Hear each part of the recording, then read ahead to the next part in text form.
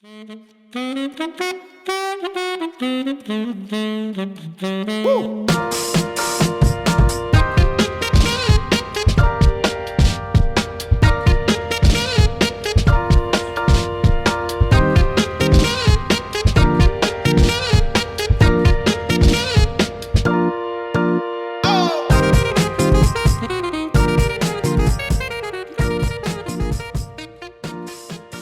welcome UF grad, Emmy Award-winning meteorologist, and Game Show Hall of Famer Rich Fields to this episode of Night Talks. I almost stood up and looked for the guy you were introducing. I wanted to see who it was.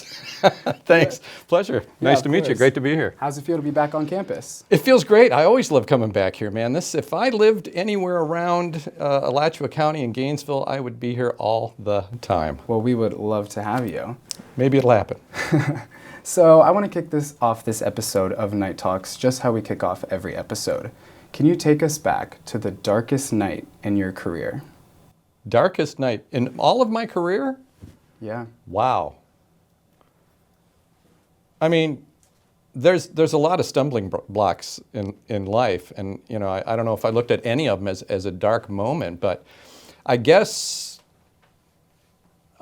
maybe the unknown aspect of the night I drove into Los Angeles and didn't have a dime in my pocket. I just got fired outside of Denver, literally packed up the car, went to LA. I drove in like 2, 3 in the morning, saw Hollywood Boulevard and all the neon, and was like, I'm here. But didn't have a dime, didn't have a job, nothing, not even enough money to pay for a hotel room. So I guess sleeping in my car in North Hollywood.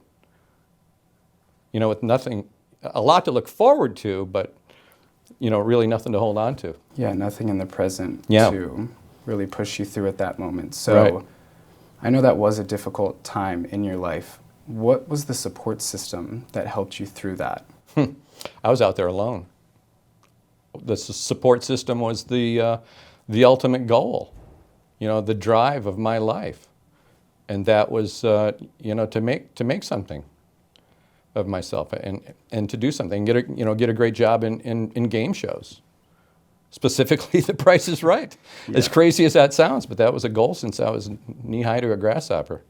Yeah, so you have had this very specific drive for your entire life, and there were trials and tribulations throughout your entire career. The whole way, even here at CJC, even here, at WRUF. I mean, things don't always go your way. And you're trying to do a 4-hour radio show here at the college. I was doing 3 to 7 in the afternoon, 3 to 7 in the evening, and you still have to go to school, and you still have classes, and you still have exams, and you still have everything that's due, and it's a lot. So there's struggles along the way, but I never looked at any of them as a stumbling block. I was just so driven to get through them. It was more of a, hey, why can't I get through this quicker?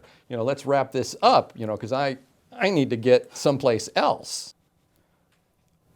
You've shown a lot of resilience throughout your entire career and such a strong, persistent drive to your end goal. Where does that stem from? Childhood, college? Quite frankly, probably to prove my dad wrong. That was a huge part of my drive. I mean, certainly the love of game shows and stuff like that, wanting to get out to California and do Hollywood type stuff. But my dad wanted all of us. We weren't rich at all. He didn't make a whole lot of money and retired early with back problems, so there wasn't a lot of money coming in. So all of us kids from really young age, we were always told, if you want to go to college, you're going to go to a military academy. Make sure your grades are good enough.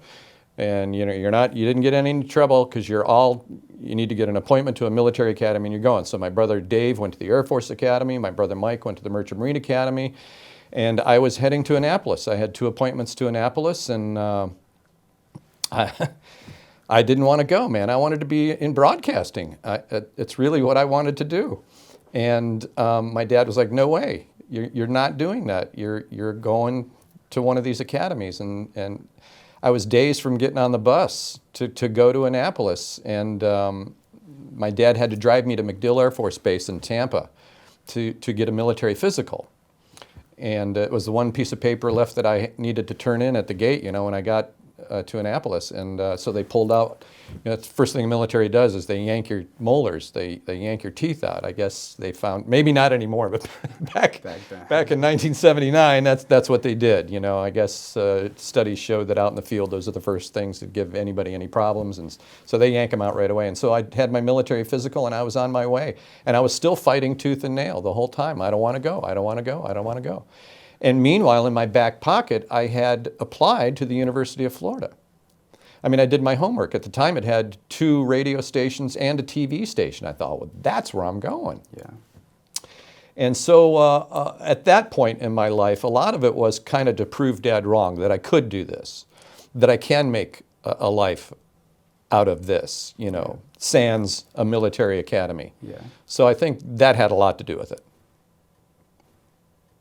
So you don't have your molars, but you do have an acceptance to the University of Florida. Can you tell us a little bit more about your experience here at UF? Well, the way that came about, I don't know, I guess I just wore Dad down and he was like, fine. And I think he knew it was the 11th hour and nothing was going to happen, nothing was going to change. So he finally verbally gave in. Fine, if you want to go to college, you got to find a way to pay for it. And like I said, I already had the acceptance from University of Florida in my back pocket. And so my mom started doing work. There's no internet at the time, but she's making phone calls and trying to find out how I can pay for this, student loan stuff and things like that. And once that was ironed out, and Dad, what was the objection now? You know what I mean? Okay, so you have found a way to pay for it yourself. All right. And he was still, what kind of money are you going to make, in radio? A question a lot of students have, Still, I think, today. Right? Yeah. But there is. You make it big. You get a big market. I mean, that drive. That's exactly right. With drive, I'll just fast forward a little bit. My first Los Angeles radio contract, it was 3 years for $150,000. And in the early 80s, that was a lot of money. Oh, yeah. It was all good. Cool. So you obviously utilized a lot of the resources here at the J School. But when it came time to graduate, what were sort of your steps towards getting a job?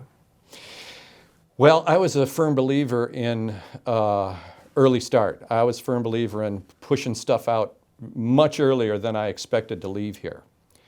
Only because I expected to get turned down.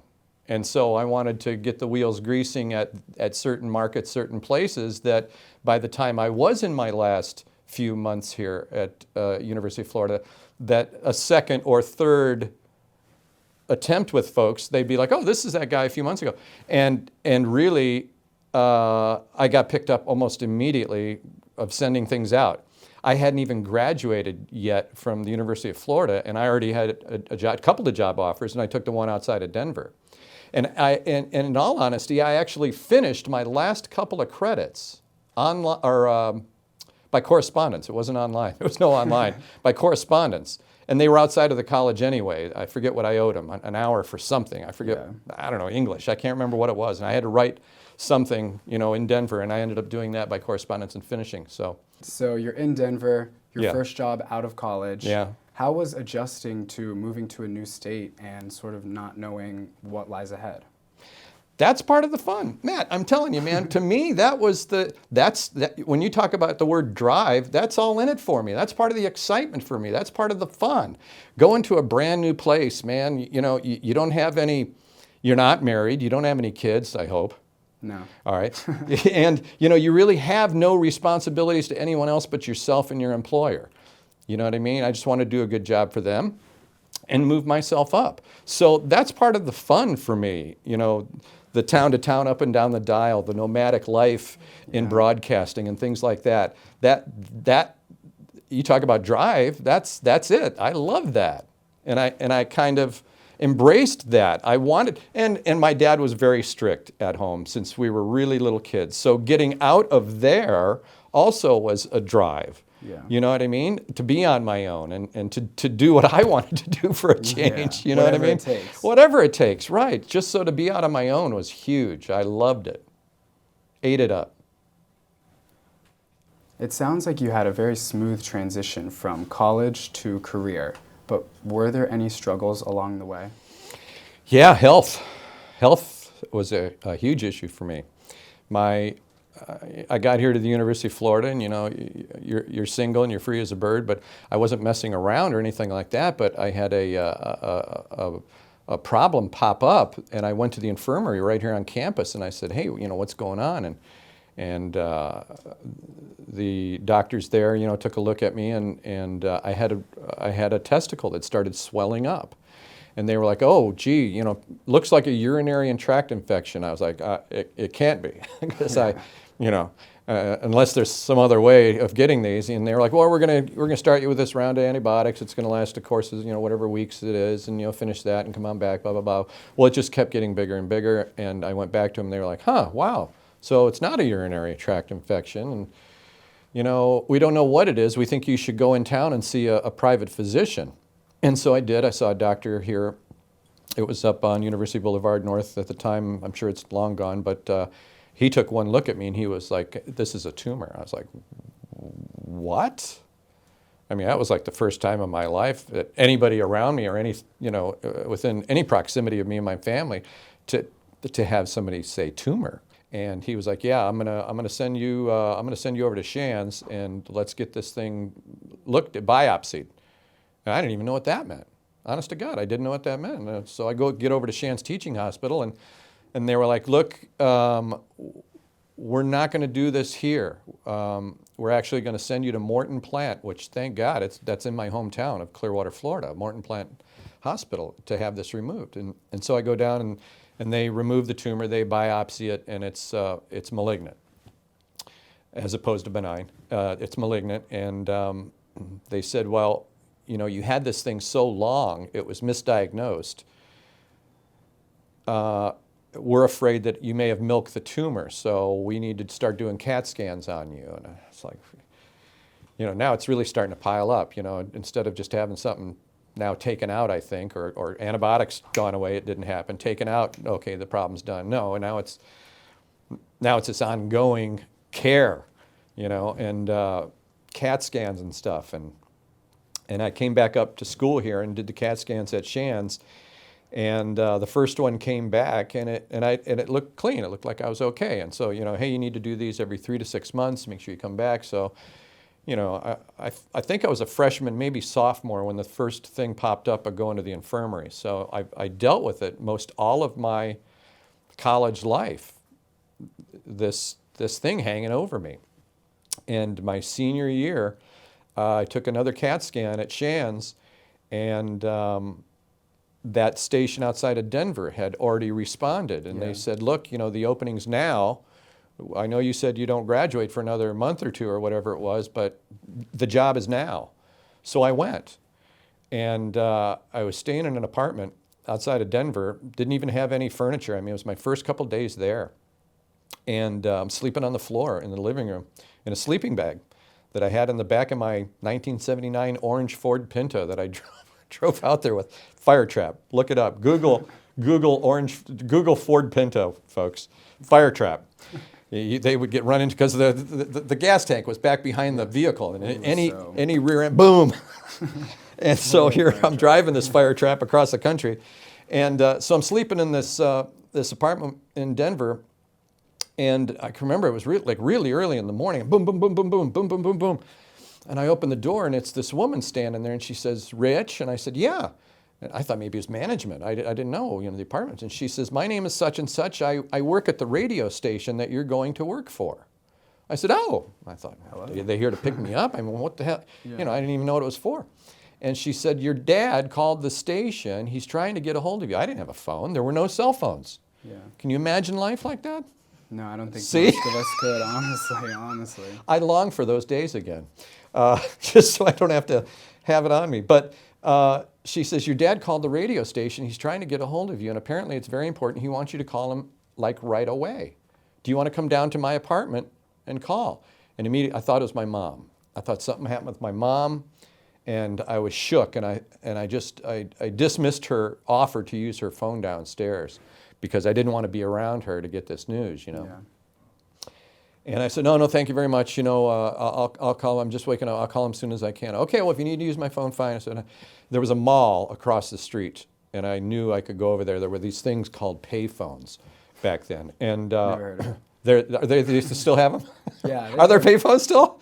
Yeah. Because we looked for one in New York City one time. We couldn't find a payphone anywhere. No, they are. Oh man! So anyway, I said, oh, okay, I'll use the phone at the mall, blah blah blah. And so I did. I went over to the mall and I called my dad and I said, "Hey, Dad, what's up?" And he said, "Where are you at?" I said, "I'm across the street from my apartment. What's up?" And he said, "Well, why don't you go? Do you know anybody at the station?" I said, "Well, just the manager I met, like the day before." He's like, "Well," I said, "Tell me, what's up? Is it Mom?" He said, "No. Shands Teaching Hospital called, and on your last CAT scan, you're loaded." And I was like, in my head, I was like, "What?" And I was like, "Not now." Yeah. And it makes me emotional. I mean, a diagnosis on top of everything you're already juggling. Yeah, and you think graduating, now you're out of it all and everything's good and life's going to start. That was a blow. That was difficult. To make a long story short, Dad jumps on a plane and he comes out to Denver, and we go to the Eleanor Roosevelt Cancer Institute to have it all taken care of, and just a huge ordeal. Massive surgery. Cut me from bottom of my rib cage all the way down. They take everything out because they need to get at lymph nodes back there. And okay, darkest day, probably that one. That right It there. was literally a dark day. It was going to snow in Denver that day. The sky was dark. What was running through your head that day about those goals you set as a child? Just that. Just like, you got to be kidding me. I'm finally on this path. I'm what I You're in want to do. Denver. I'm ready. Yeah, Let's go. I got my first big radio job, and you think, oh, life's great. And, just something else, It was like, wow, when is this going to leave me? When is this problem going to leave me? So, yeah, that's probably, well,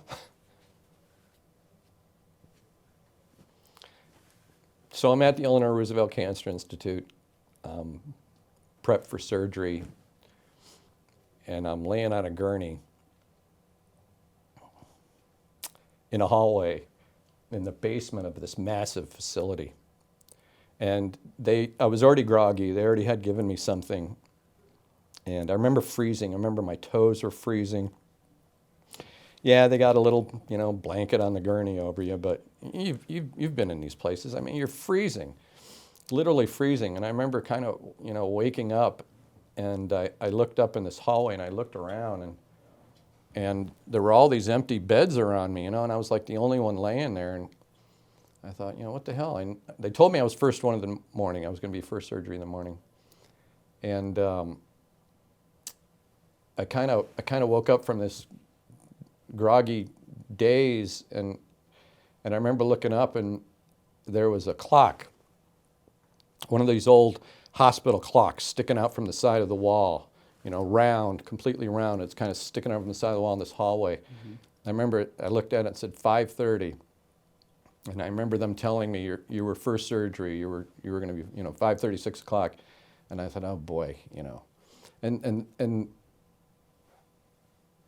and Dad wasn't allowed down there, and here again, all alone.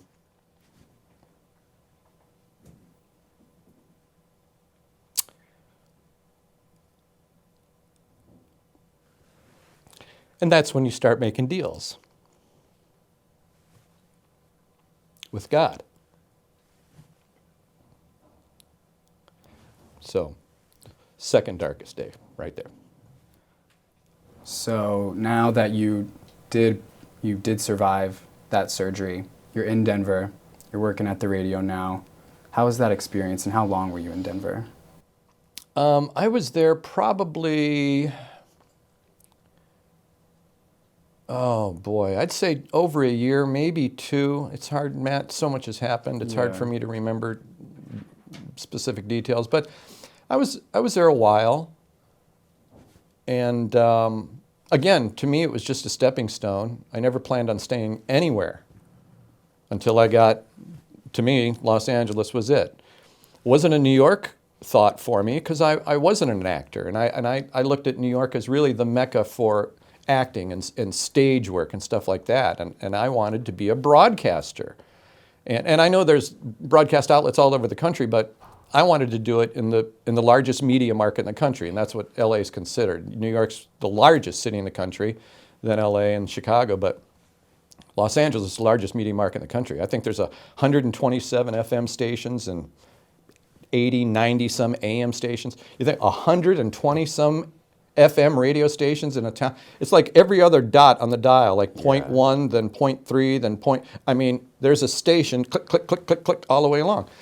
And so I knew that's where I wanted to be. That's where game shows were produced. That's where The Price is Right was produced. And that's where I needed to be. So it was just attaining goals. And that was do one thing every day that's going to get you to that ultimate goal. So for me, it was a game show, The Price is Right. Do one thing every day that's going to get you there. And again, my vehicle was radio. So send out one letter, send out one tape, make one phone call every day. And so I started doing that. And he said something in the course. He said, you'll find yourself all of a sudden in a week, you're making 2 phone calls a day, sending out 2 letters, it's doing, and it just starts Snowball effect snowballing on itself. into And he's something. so right. So I just started doing that. I just started this goal manifestation thing and started doing these little steps to get the ball rolling. And by God, it works. I mean, it just works. And then it got to the point where I found joy in in chasing it. Yeah. You know what I mean? It was almost like a game. A game show. Yeah. Ding, ding, ding, ding. What did he win? Johnny. Exactly. What ultimately made you leave your radio job in Denver? Oh, got fired. That's the only reason why I left any job. Yeah. I mean, because if they didn't fire me, I probably would have stayed too long at them anyway to make these goals. You know what I Yeah. mean? And I'm glad I did, because then I didn't get comfortable in a market and let the dream die. Yeah, keep going to new zones of discomfort. Absolutely, ding! You hit it right on the head. And what is so unstable about radio jobs in that industry? Well, number one, format could change overnight and you're out of a job. New manager could come in overnight and you're out of a job. A better morning show could come in overnight and you're out of a job. Ratings come in and you're out of a job. There's so many things in radio that can affect your position, and a lot of them are out of your control. Yeah. I mean, you think, oh, ratings, well, then he's not getting ratings, so he's not good. Not true.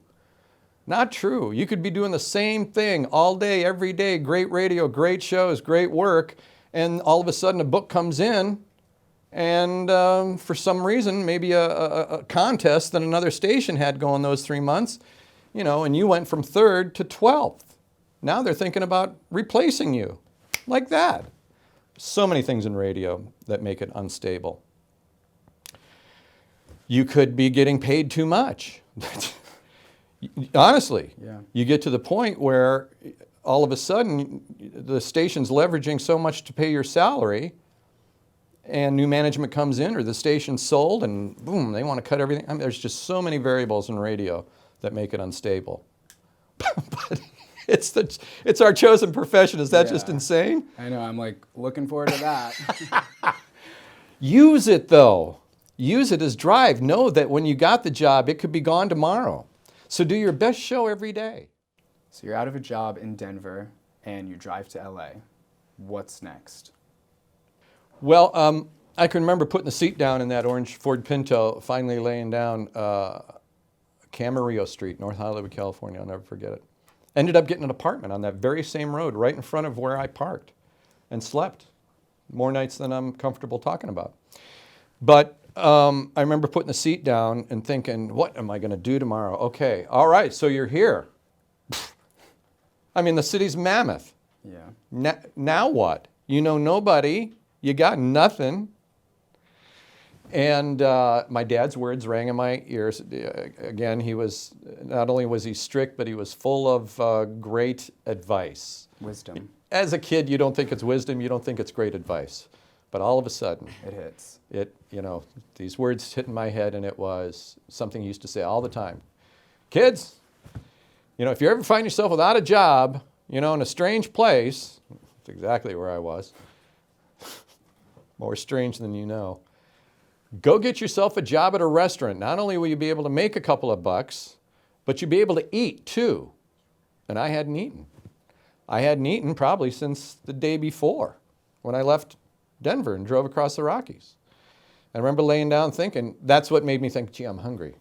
And then bam, then those words came to mind. And so I immediately thought, okay, tomorrow I'm going to go get myself a job at a some kind of diner someplace. Anywhere, and eat and get some money and start digging out, So what ultimately got you out of your car, out of the diner? So I'm working at this diner, and I'm not a server anymore. They've moved me to manager, and I'm checking this guy out one night, after being a clown on the speaker system, Matt, party 3, come on down, and all this stuff. And this guy walks up with his bill, and I said, how was everything tonight, sir? And I'm checking him out, getting his change, and he says, everything's real good. He says, what do you do for a living? Because I know this isn't it. And I said, oh, and I was kind of, hey, thank God somebody doesn't see me as the night manager of Candies. Yeah. I said, well, I just got fired outside of Denver in radio, and I come out here to do game shows, And he laughed, and okay, well, he pulled out a card and he hands it to me, and it's got these 3 letters on the front, says MCA, and being from radio, I knew MCA Records and Tapes. I had no idea that they owned Universal Studios, but at the very bottom of the card it said, John Corfino, manager of entertainment, Universal Studios. And I took the card from him, and he said, come see me on Monday. I think I've got something for you. And so I do. I put on my best clothes. I go up to Universal Studios that day, and to make a long story short, he offers me the show announcer job at Universal Studios. This is the guy that walks out in the live shows, the Animal Actors show, the stunt show, and kind of introduces everything. Yeah. And he makes me watch this one guy do it, and he says, can you do that? And I said, better than he can. And he's like, when can you start? And I said, when do you want me? He said, tomorrow. And so that got me out of Candies, and that got me regular pay, and really kind of got the ball rolling for me to be able to know that I could sustain myself in the city, and I wasn't going to have to move back home, to Florida with my tail between my legs. But you don't stay in LA. No. Why do you leave the first time? Well, I did a good stretch. I did a 10-year stretch there. I finally got a radio job with CBS on Sunset Boulevard, and this is really a highlight of my radio career, as I was there a decade at one outlet. It's unheard of in radio to be at one place for a decade.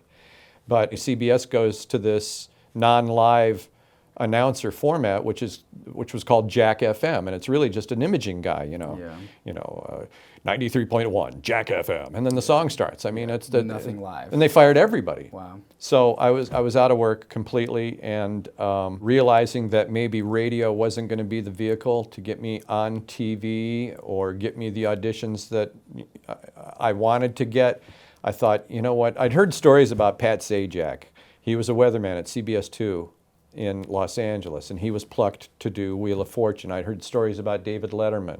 He was a weatherman. And I kept hearing these guys who are on TV getting plucked to do game shows, and I thought, that's what I'm going to do. So I went back to school for meteorology, and I just finished with that, and I got an agent who was willing to take me on, never having been in television or certainly meteorology ever. He was willing to take me on. And I gave him marching orders. I said, look, I want to market in Southern California. I don't care how big it is. I want to be as close to Los Angeles as I can possibly get, so I can still drive into the city and do the auditions I need to do and try to get on. Yeah. But the whole point of getting somewhere in and around LA was to someday jump into LA, get on the air, and really be noticed. Yeah. Before you get your first weather job, you're still in Florida. Right. And you mentioned your wife, Christine, in your interviews. How did you guys meet before you moved to LA? I was still doing radio down in Tampa, and I did this Saturday night dance party show with a live band at a local club down there, and she happened to be at the club that night, and that's where we initially met, and dated kind of on and off for a month or two or three before we really went out on a date, which I think was New Year's Eve of the new millennium. It was 99 into 2000, so it would have been December 31st of 99, New Year's Eve, in Ybor City was really technically our first date. Yeah. Nice. And I feel like throughout your career, there was a lot of instability. There wasn't, a chance to really settle down with anyone in one specific place because you were chasing your dream. Exactly. So when you go to LA, how did you guys figure that out together? Well, I hadn't gotten the jump into LA yet. I tell this agent, get me any little market in and around Southern California, so he finds Palm Springs. And it was a brand new startup station from some very wealthy owners out there, and they wanted me to be a meteorologist for them. So I accepted the job, and then maybe a short time later, a few months, I'm not even sure, Christine's offset over there, but a few months into the job, then I said, hey, why don't you come out here and join me? And she did. And that's really, I needed some meteorology background and credentials behind me. I mean, I finished the coursework and I finished my internship and I had a good demo tape and stuff like that. But to jump into LA, I mean, you got to be the real deal, you know what I mean? And people say, oh, there's no weather in Southern California. For the most part, it's true, but you still have to know what you're talking about. I mean, you still have to know everything. I mean, and so I knew I needed to put in that time, and that's what Palm Springs was all about. It was going to be this little stopover before the jump into Los Angeles. So when did you two get married? When you were in LA by then, or? I think I'd just gotten the job on The Price is Right, so it would have been like winter of '04, December of '04. We finally got married. So you're doing weather in Palm Springs, and you're still chasing Price as Right. I know. Crazy, but it's true. So that's why, I don't, here I am, I'm at this taping, I'm 58 years old, and I've got all this work behind me. But yeah, at that point in my life, it seemed like a pipe dream to keep chasing this game show thing. But after everything that I did accomplish, I have to look back and say, it wasn't just my idea. I mean, honest to God, there was divine intervention. There was something else going on telling me honestly what to do, because I'm in Palm Springs, KPSP, and one of the other anchors comes over with a little rip and read, a little piece of paper off the AP wire, and he hands it to me, and I looked at it and it said, Dateline Hollywood, the announcer of The Price is Right, Rod Roddy, has just passed away. I read this thing and I called Christine at home and I was like, oh my God, Rod Roddy just died. And right away she's like, what are you going to do? Yeah. I said, Monday morning, I'm calling The Price is Right. Hi, I'm calling for Roger Dobkowitz, please. Just a minute. Hours later. No. Oh. Like one ringy-dingy, two ringy-dingy. Hi, it's Roger. I about crap my pants. I couldn't believe he picked up the phone. I mean, who answers their own phone, especially at that level? But he was that kind of guy. And after working with him so long, I realized that's the kind of guy he was. No assistant, no secretary. He took care of business himself. And I said, Roger, you don't know me from a hole in the wall, but I used to do a Mark Goodson game show down in the state of Florida. And he's like, really? What's that? I said, it's called the Florida Lottery's Flamingo Fortune. And it was decades ago. I don't expect anybody to remember it, but you can look it up on the internet. The Florida Lottery's Flamingo Fortune. And I was the announcer on that. And it was a Mark Goodson satellite game show. And they were starting to do these state lottery game shows, Mark Goodson Productions. And I knew Mark Goodson produced The Price is Right. Yeah. So I called Roger and I said, hey, I used to do a Mark Goodson game show. I knew it was Fremantle now, but I thought I'd drop that Mark Goodson, name dropping thing. He's like, oh, really? I said, yeah. I said, I know Rod Roddy has just passed away, but I'm sure production is still ongoing and everything. And if you need somebody to fill in, how can I get in front of you and Mr. Barker? And he was like, oh, wait a minute, this is all fresh and new and blah, blah, blah. And then I tried to schmooze him more. And finally he said, well, send me a tape. And I said, what do you want to hear? I mean, you want to hear game show stuff? You want to hear me on the radio? Send me what you think I should hear. So I did. I sent him a little bit of Flamingo Fortune, sent him a little bit of a radio break or two, and I sent it off to Roger. So that started the whole audition process for Price is Right. Wow. And the rest is history. Lengthy audition process. I mean, it was 2 different weeks of shows at 2 different times. They were trying out other guys, but yeah, finally in the end, Mr. Barker chose me. And it was like hitting the lottery. I mean, I'm standing, it's before the 6 o'clock newscast at CBS 2 in Palm Springs. I haven't heard anything in 2 weeks from The Price is Right since I did my last batch of auditions. And the phone rings on my desk. I'm all mic'd up, gussied up with makeup, and I'm in the newsroom. It's one of those hits from the newsroom with a little satellite camera is going to shoot me. You know, the anchors are out on the set kind of thing. And the phone rings on my desk, and it's that line. It's either the boss or it's your wife. And I look up the clock. It was 5 minutes to 6. You know, I got my mic on. I've already done my audio check with the booth. I can already hear him in my IFB. And I think, oh boy, do I answer this or not? And I thought, well, you know, if it's Erin Gahuli, the boss, I'm sure she's going to be quick. She knows what time it is. I said, hi, it's Rich. And it was my wife, Christine. And she said, Roger Dobkowitz just called. He wants you to call him right now. I said, I can't. It's 4 minutes to now. You know what I mean? I said, I can't. I'm on in 4 minutes. She says, he's leaving the house. This is on a Friday night now. He's leaving the house. He's taking the family out for dinner. He wants you to call him before he leaves the house. I look up at the clock 3 minutes ago. Okay, boom. So I dial the number and I think, well, this is it. He's either going to tell me that you're done, you know, we went in another direction, or, you know, they want another audition or something. So I dial the number. Hello. And I said, hi, Roger. Rich Fields. Hi, Rich. Well, I said, look, I'm in a really time crunch. He said, hey, and I'm not making fun of Roger. He just has a certain speech pattern to him. And if you ever see him on the internet, he's the sweetest man in the world. Hi, Rich. I said, hi, Roger. I said, what's up? He goes, well, how would you like to be the announcer on The Price is Right? I said, well, I look at the clock 2 minutes ago. I said, well, of course, Roger. That's why I'm going through these auditions. And he says, no, I'm offering you the job. Have you ever fainted, Matt? No. Up to this point, I had never fainted either. Wow. All of a sudden, like blackness comes over my whole vision and everything, and it starts closing off to this little pinpoint of light, and my knees buckled. I'm at this kind of stand-up desk, and my knees buckled, and I caught myself on the desk with the phone in my hand, and then all of a sudden, all the light came back to me, and I find I'm like hyperventilating now, like catching my breath like I haven't breathed in an hour. And I woke up, like literally, I don't know what happened. And it was that close to fainting. And I was like, hey. And, you know, Roger's still there on the phone. And I said, okay. I said, yeah, Roger, okay. God, thank you so much. And he's like, well, look, you know, we need to get this going. We want you to start as soon as possible. I said, I am there. When do you want me to start? And he says, well, we have this next week off, so the next taping week is such and such, and that's when we'd like you here. I said, done. He goes, well, aren't you under contract with CBS 2 to do meteorology? I said, yes. But again, Roger, I will be there. Yeah. Regardless, I will be there a week from, you know, today. And it was like hitting the lottery. I mean, I can't imagine anyone else, like, you know, just scratch your $1 million. That's the feeling. It was like, oh my God, everything that I Years. toiled for and cried about, and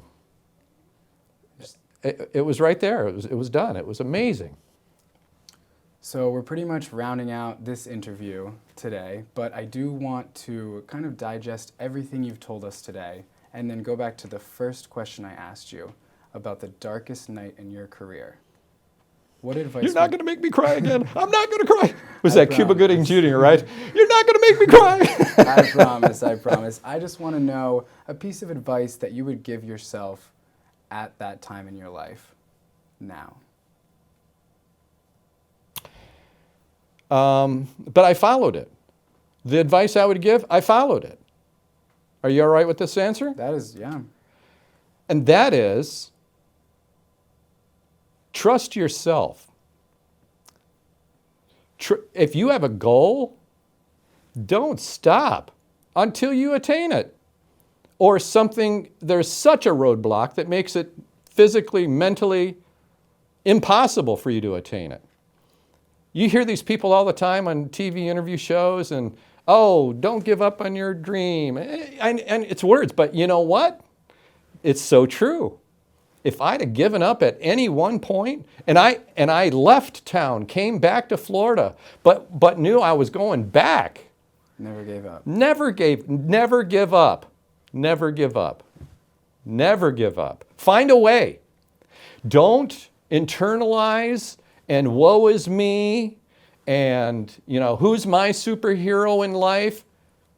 You're your own superhero. Make it happen. You're the only one that's going to help yourself. There's going to be people along the way who's going to recognize your talent and give you a break, yes. And it happened to me. Certainly John Corfino at Universal Studios. Certainly Roger Dabkowitz, Mr. Barker. Big break, right? And then even after I left The Price is Right, I went on to have a great weather career at CBS LA News. Again, a news director who saw me on The Price is Right, who gave me a break in TV news. So, yeah, there's going to be people that step up, but God wants you to do your part, okay?